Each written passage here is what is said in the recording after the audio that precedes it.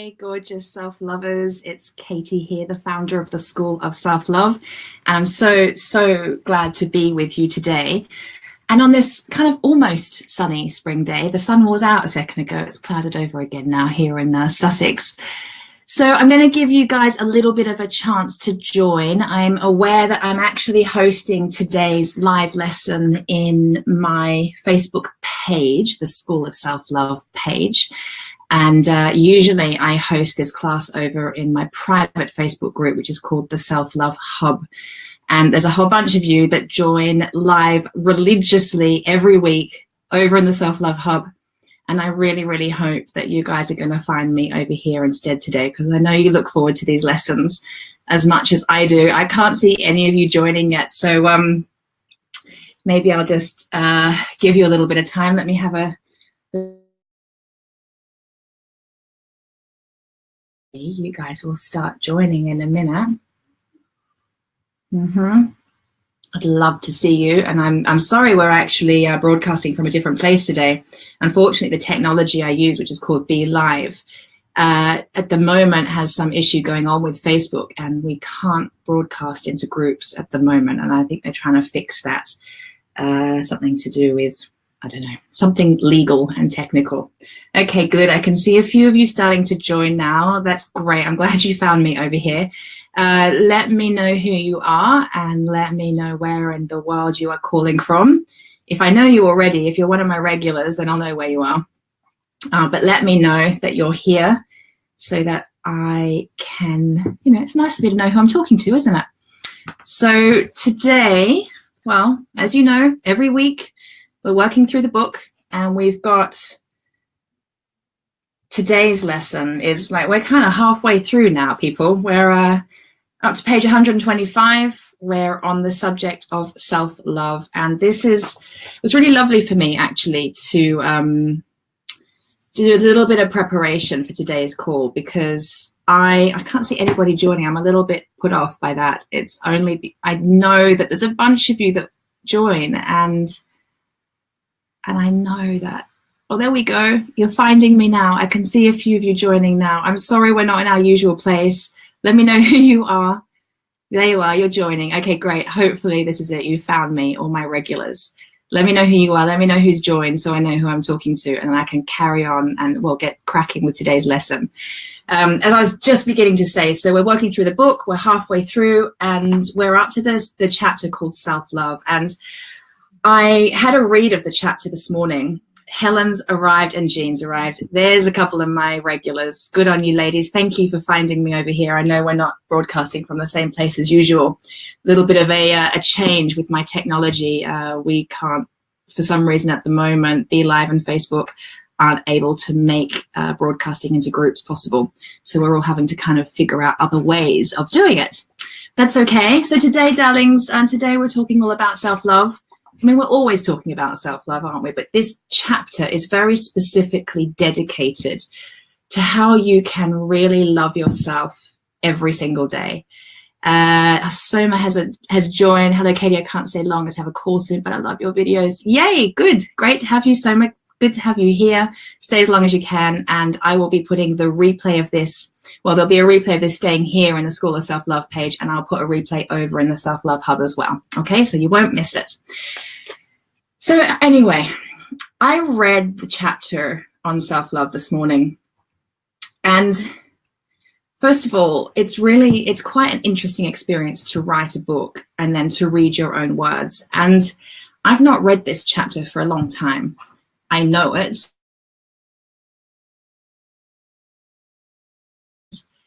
It was really beautiful, and it really connected me to my why. If any of you are in business and you're having a bit of a challenging time and you're not sure what to do next, or what your next offering is, or how you're going to make money, or whatever the next challenge is in your business, what you've got to do is kind of stop and remember your why. Like, why are you doing what you do? Why are you in the business you're in? Why do you have the job that you have? If you're dissatisfied in any way, you get to just stop and check in with your why. And today for me, I got to remember my why. Like, why did I become a a coach? Why did I very specifically become a self-love coach? Why did I write this book? Because I remember, you know, when I wrote this book, this was completely inspired. This wasn't like something I felt like I should do. I wrote this because I simply had to share the truth that's in here with other women to help them live their best lives. I was so excited to write. I dedicated a long time to writing this. I dedicated a long time to researching to start with. And then when it actually came to writing it, I lived and breathed this content. And it was interesting because as I was writing it, the universe challenged me every step of the way. It was almost like the universe was saying, okay, you think you're the expert. You think that you can write about this. You think you've done this work to the degree that it needs to have been experienced by you to be the expert to share it. Then let's go deeper. So every single chapter in this book, I did the work again. I took myself through my own transformational journey. Again, I went deeper with every single chapter. It was mind-blowing, actually, the personal journey I went on to write this book, having already been on a personal journey to have me feel capable of writing a book like this. And then today, as I read this chapter, I was taken deeper into my own journey again. I read these words around what self-love is, what it means to me. And I remembered my why, like why I have to teach this, why I have to coach this, why I created the School of Self-Love and all the programs. And there's a lot available in the School of Self-Love now. Why did I do that? I did it because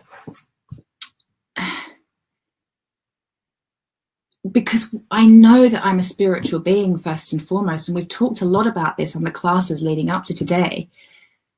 And I know that when I'm connected to the truth of who I am as a spiritual being, life connection, I go off track and I feel lost and I feel alone in the world.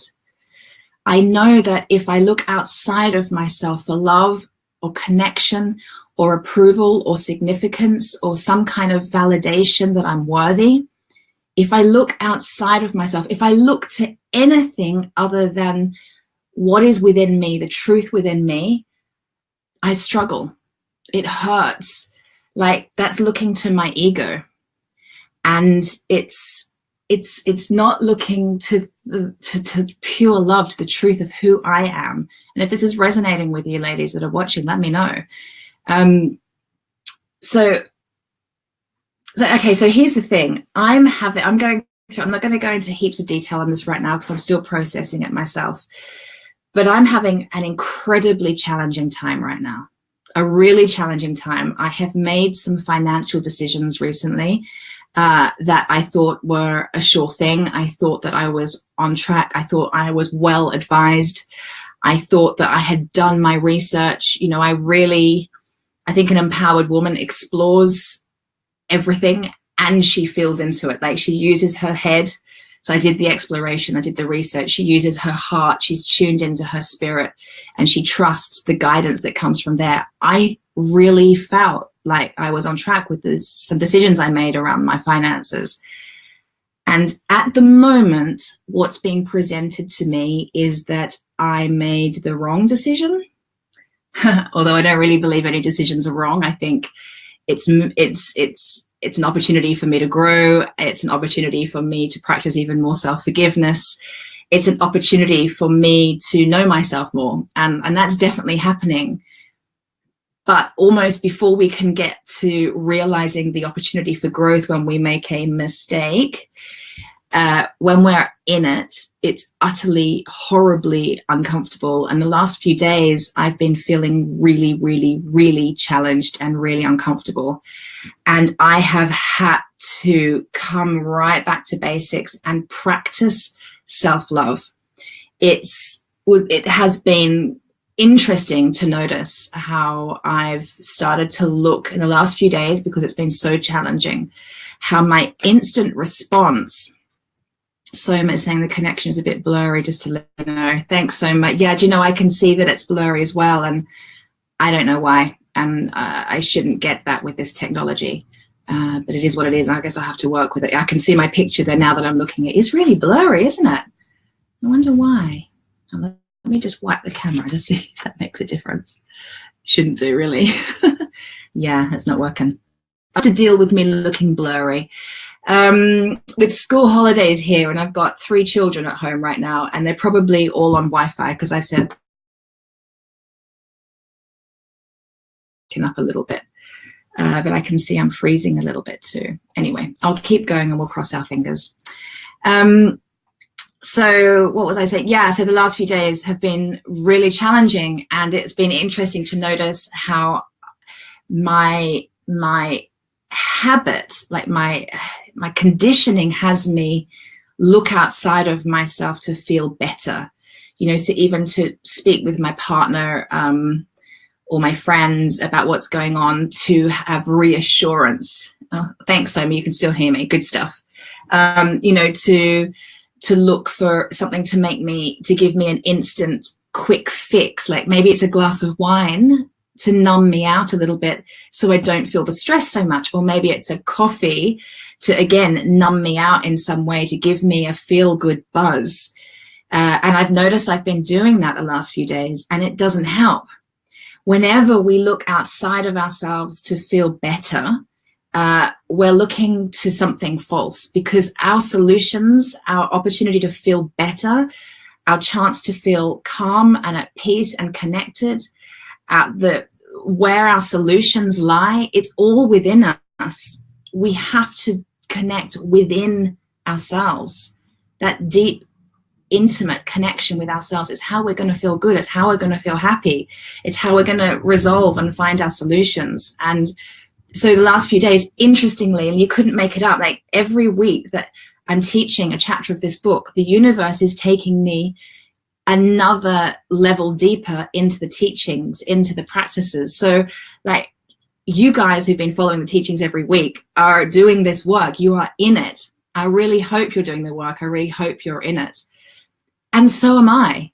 What I choose to teach, the universe goes, right, great, you're teaching this, let's go deeper. Let's be even, you know, several more steps ahead of your audience. So yeah, the last few days have been really challenging, really tough. I felt anxious. I felt worried. I felt stressed. I have questioned myself. I've questioned my career. I've questioned some choices I've made. I've given myself a hard time. I've looked to a coffee or a glass of wine or some chocolate to make myself feel better. I've looked at television box sets to distract me. I've looked to the opinions of other people to have them make me feel better. Like I kind of have done it all the last few days. And I have been practicing self-love at the same time. I've been practicing self-forgiveness. I've been practicing self-compassion. I've practicing, you know, non-judgment. So I've got some messages coming through. Soma says, OMG, this was me a few weeks ago. Yes, because this is the human experience, right? Helen says, I can relate to that. I feel life is constantly challenging me. It's almost like it's testing me to see how far I've come. Yes, I hear you so much, Helen. And this is why I want to share this with you guys too, because I'm not on some kind of pedestal and can teach this from a place of like, I'm totally enlightened and sorted. I'm not. I'm human, and I have daily challenges too. And I make mistakes too. And I know that and this actually kept me awake last night. This was going round and round in my head. I couldn't work out last night if at first I was just stressed and panicked in my mind, which is why I couldn't sleep for a couple of hours. In the early hours, like 3, 4 o'clock this morning, couldn't sleep. And yeah, there was some stress and panic. And more than that, I was kind of having mega downloads, like really deeply being reminded that when life feels, in fact, you know what, because I grabbed my journal, I wrote in it last night. So here's Katie's journal.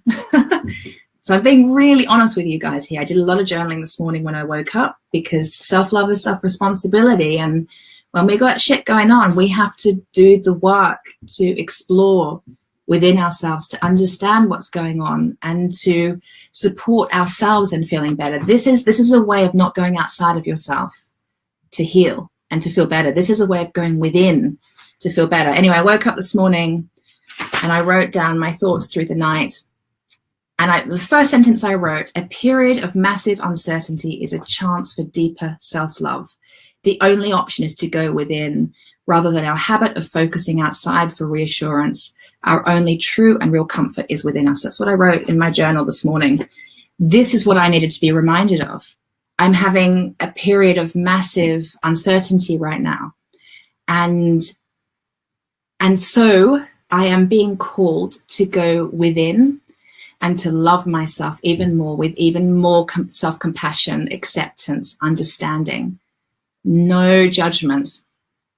If I'm going to practice what I preach, I really believe that when life throws me a curveball, and I've just recently been thrown a big curveball, it's an opportunity for me to practice what I preach even more, to prove that self-love works, to be the leader in this. And so okay, hold on, there's a couple of comments here, 1 second. Soma says, I've been practicing self-love every day now. Your YouTube videos have really helped me. I'm really, really glad to hear that, Soma. Thank you. I'm proud of you for taking it.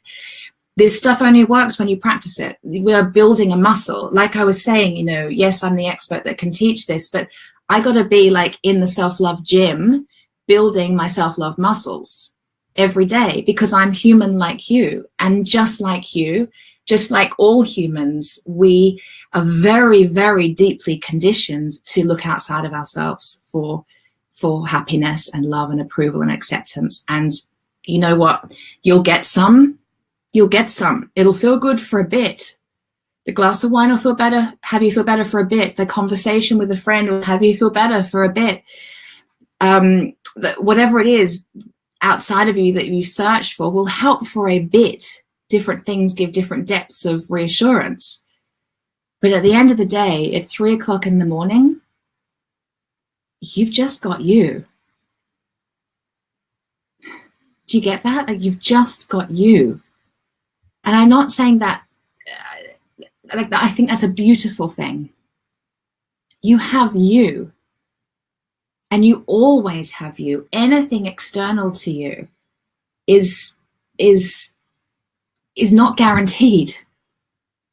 Everything external to you is not guaranteed, but you are guaranteed. You having you holding you being there for you owning you claiming you. Not self-abandoning, which is what we do when we look outside of ourselves. We got to look within. And we got to hold us and be there for us. So at 3 o'clock in the morning, when I was having a bit of a, my 3 a.m. freak out, I haven't had one in a while, but I had one this morning. At the same time, I put one hand on my heart and one hand on my womb, and I reminded myself, I am safe. I am safe because I've got me. I've got me. And I have been working at a very deep and precious, intimate relationship with me for many years now. And that makes me feel so proud. And that's why I want you to practice self-love, because what comes of that is such a sense of pride, such a sense of self-trust that I am there for me. You can be there for you.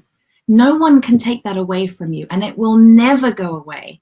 You might forget sometimes, and we forget. Like the last few days, I kind of forgot until I remembered.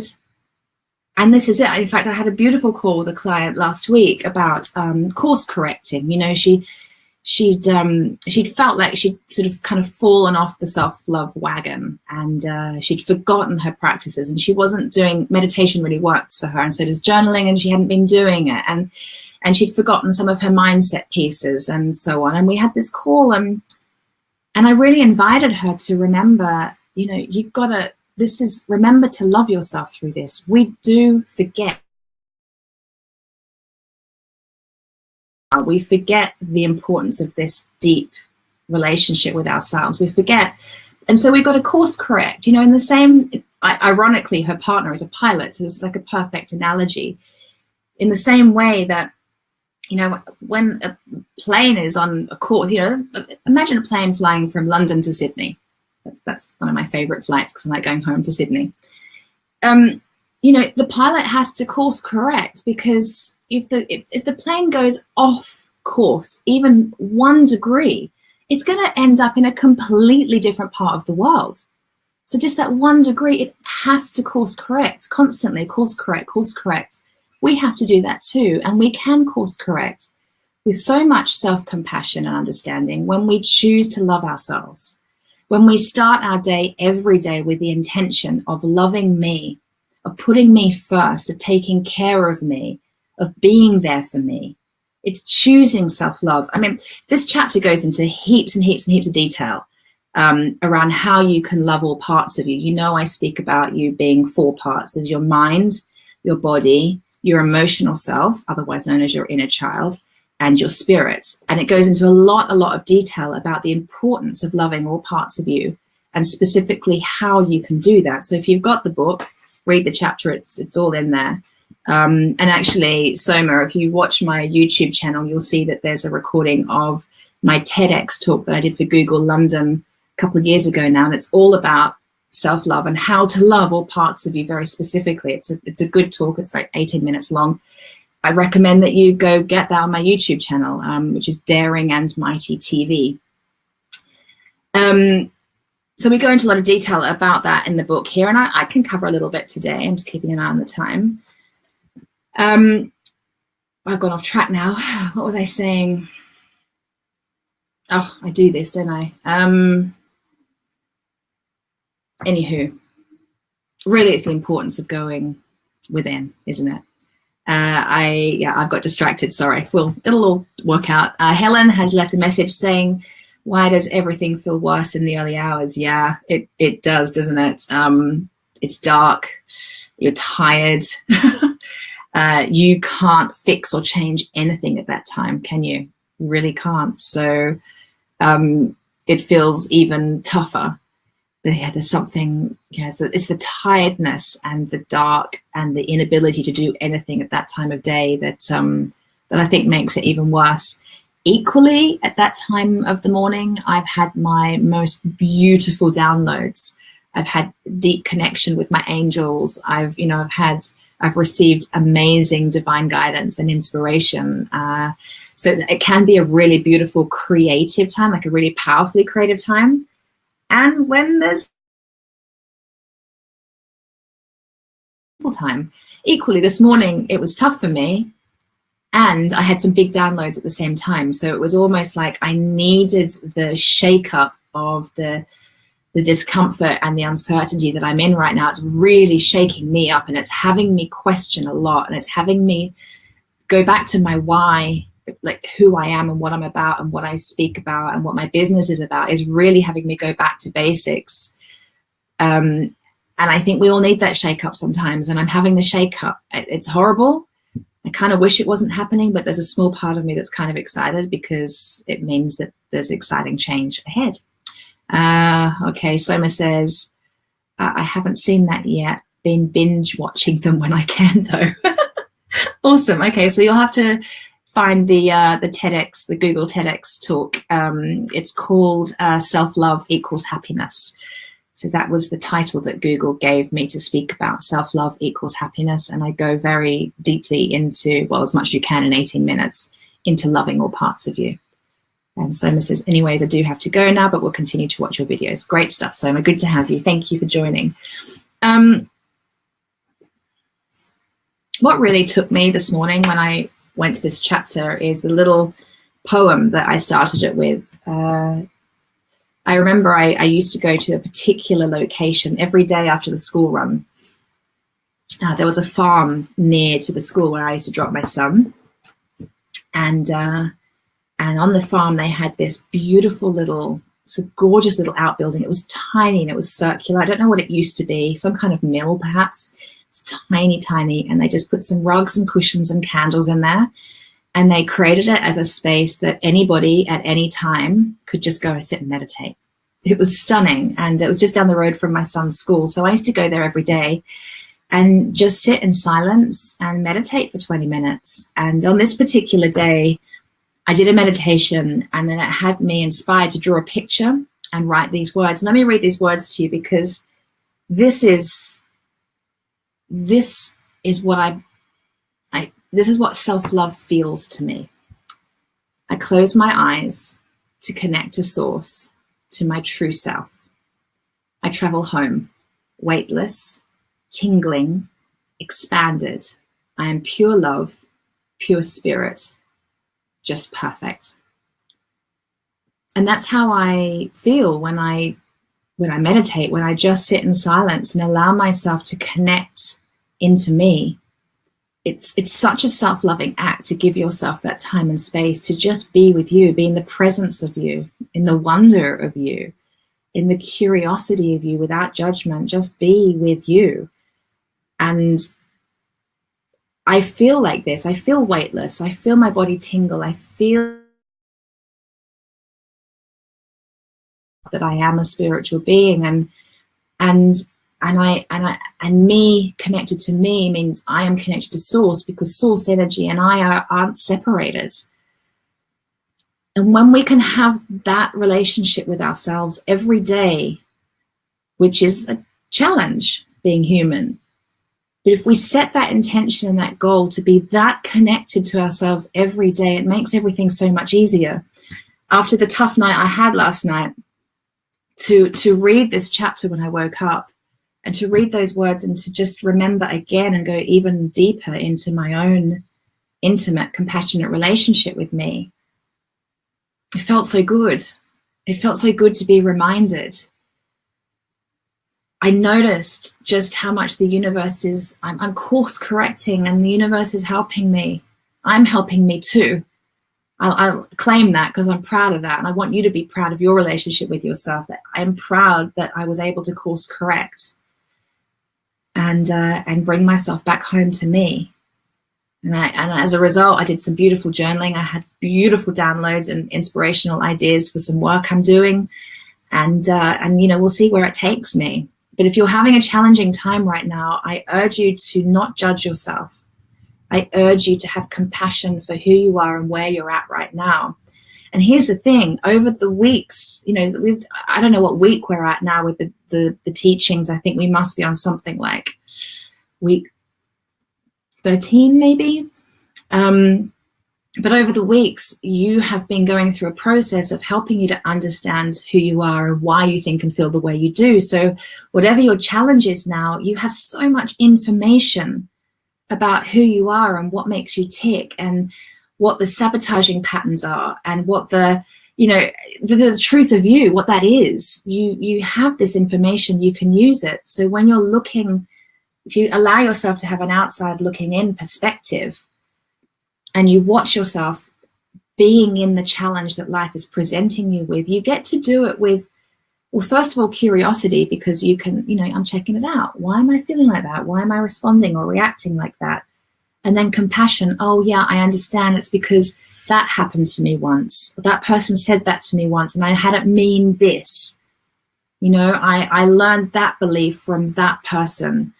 And that has had an impact on my life in this way, and that's why this is happening here now. With compassion and understanding, we can see why we're feeling and thinking the way that we are. And we can allow ourselves just some forgiveness. That we're not perfect. We make mistakes. We are imperfect. If only when we're connected to our spirit and we can love that part of us, we're utterly perfect. We don't judge what we love, do we? What we love, you think about it, anything that you love, you don't judge it. You don't give it a hard time. You don't beat up on it. You don't rip it to shreds. What you love, you take care of. What you love, you treat with gentleness and kindness. That's how we've got to start approaching ourselves. Be kind to yourself. Be gentle with yourself. Nurture yourself. You know, as we did a couple of teachings ago all around the inner child, it's about, you know, loving that little girl inside of you that's still figuring it out, hasn't quite individuated yet from mum and dad, and is trying to, you know, be an adult and hasn't quite figured it out yet and needs a little bit of a helping hand. You've got to love your precious, beautiful mind, which is so helpful and so amazing. But the terrorist in your head, you know, we got to love those challenging thoughts. Love them until love those thoughts until they disintegrate. You know, love them to death. Love those thoughts to death. You've got to love our minds. You've got to love your body. Oh my God, like if you have anything going on in your body that's anything other than optimum health, usually that's an indication that there's something emotional out of whack, and we feel our thinking. So there's something mentally out of whack. You know, when we love our mind, we have mental health. That's mental health when we love our mind. When we love our body, we have physical health. Right? If you are not physically healthy, there's something out of whack. And I've given you so many tools over the last few weeks around how to heal and change up belief systems and programming and sabotaging behavioral habits that are causing your disease in your body. You know, you've got to love your emotional self, that inner child, as we just spoke about, and start speaking to yourself as you would a small child. Yeah. And of course, you've got to love your spiritual self, you know, choosing daily practices that have you in touch with the truth of who you are, whatever that is for you.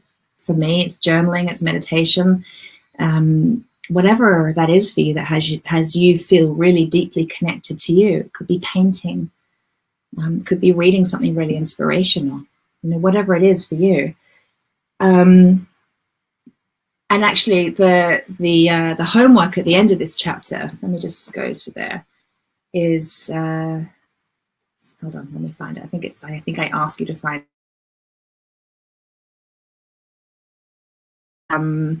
all parts of you, your body, your mind, your emotions and inner child, and your spiritual self. For each part of you, write 20 things you could do to nurture your body, 20 things you could do to nurture your mind, 20 things you could do to nurture your emotional self, your inner child, and 20 things to nurture your spiritual self. What practices could you make a new daily habit that ensure that all parts of you are loved every day? What could that be? And in the book, I give you loads of ideas, loads of practical ideas. I challenge you to write 100 things that you love about yourself. I dare you to do that. Get your journal out and write 100 things that you could love about yourself. I know you could probably write 1,000 things that you don't love about yourself, right? We're so good at judging ourselves. But how about writing 100 things that you really love about yourself? I bet you can find them. I bet you can. And if you write 10 a day, you know, and have it take 10 days until you come up with 100. But keep a list in your journal every time you think of something, every time you notice a behavioral habit of yours that you love, write it down. A part of your body that you love. Start looking at your body. Really look at your body, explore your body, touch your body, take care of your body, nourish it and nurture it, and write what you love about it. Write what's amazing about your brain. How do you think in a way that's different to anyone else that you love? You love that quirkiness of yourself. What do you love about your emotions, your sensitivity perhaps? What's special and unique to you? What do you love about you? Right? And this is how you create a deep and intimate relationship with yourself. You start intentionally focusing on this. Your habit is to beat up on yourself. Your habit is to judge your body. Your habit is to use your mind to give yourself a really hard time, to self-abandon, to not be connected to your spiritual self. Your habit is to push down and repress emotions, to do anything within your power to numb them out so you don't have to feel them. That's our habit, being human. So this chapter, this piece of work around self-love is inviting you to practice the opposite. Practice discovering what you do love about yourself, and where your attention is what you receive in life. You know, if you want to feel happier and healthier, you've got to decide every day. Choose intentionally every day to love you and put you first. It takes practice, plenty of practice. I'm still practicing, still practicing. Jean says beautiful words. Thank you, Jean. I think that was about the little poem, wasn't it? I'm glad you like that. I'm just going to take a sip of my tea, and then if you...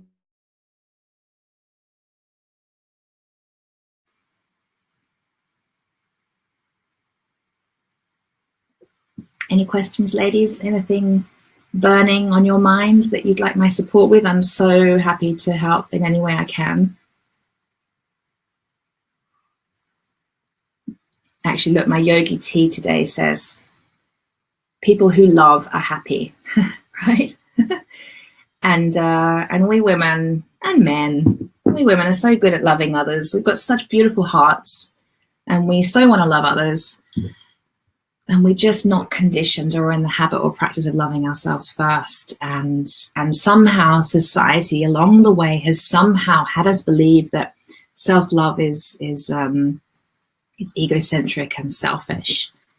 But in my experience, you know, when I love myself, the people I love most get the best of me, and the ripple effect goes on and on and on. And I can never know the extent of the ripple effect of when I put myself first and take care of me first. There's nothing selfish about it. If anything, when you love you first, you're actually being of highest service to the planet, and the world needs us right now. The world needs more self-loving people, because seriously, the news makes me cry at the moment. It really makes me cry.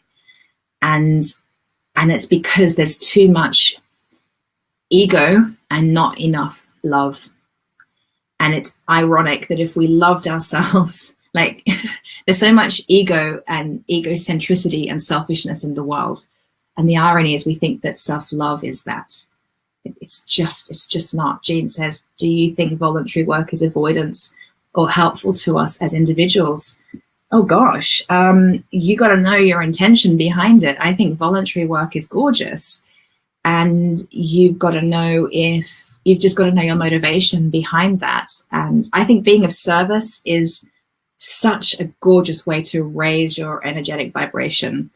Being of service, whether it's paid or free, but being of service, random acts of kindness, you know, being kind to others, taking care of others, it's gorgeous, gorgeous, gorgeous, and we must all be doing more of it.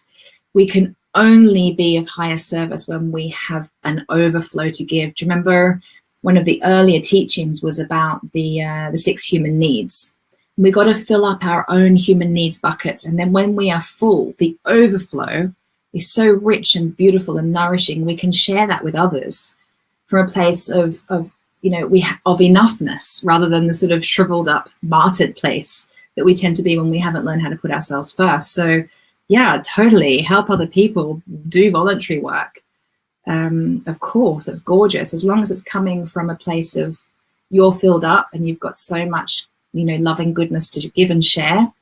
And check your intentions out. Like if you're saying, is it avoidance or helpful, you'll know if it's avoidance. Check it out.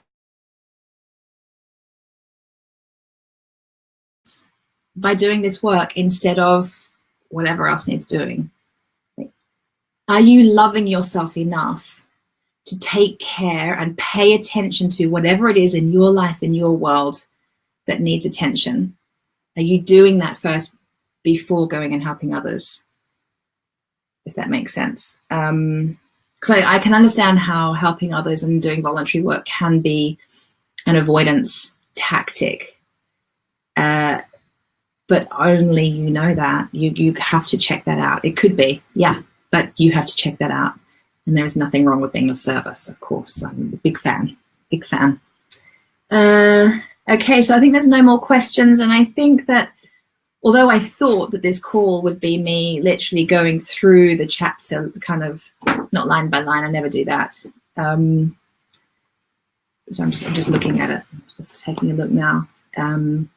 But I don't think I need to. Ladies, you have the book, right? You can read the book. These teachings enable me to kind of take the subject matter of the book a bit deeper and to share it with you from a place of like where I am and what I'm experiencing right now, and to answer your questions. So Jean says, thank you, I will journal it. Yeah, just check it out.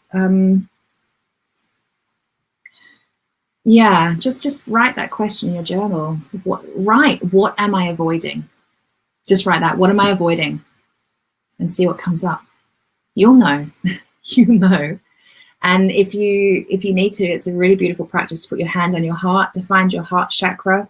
Move your fingers down your breastbone, sort of in between your boobs, and you'll find that spot. And you move up and down. And then there, I've just found it for me. It's like it's such an energy center. I can feel my heart chakra. If I need to know my answer to something, I put my hand on my heart chakra and breathe and ask myself that question. Just ask, am I in avoidance? See what comes. You'll know. You'll know. All right, ladies, I think I'm going to wrap up. It's a really special subject, self-love, of course. I urge you to, and I invite you to set a daily intention to love yourself more. Simples. Love your mind, love your body, love your emotions, love your spiritual self.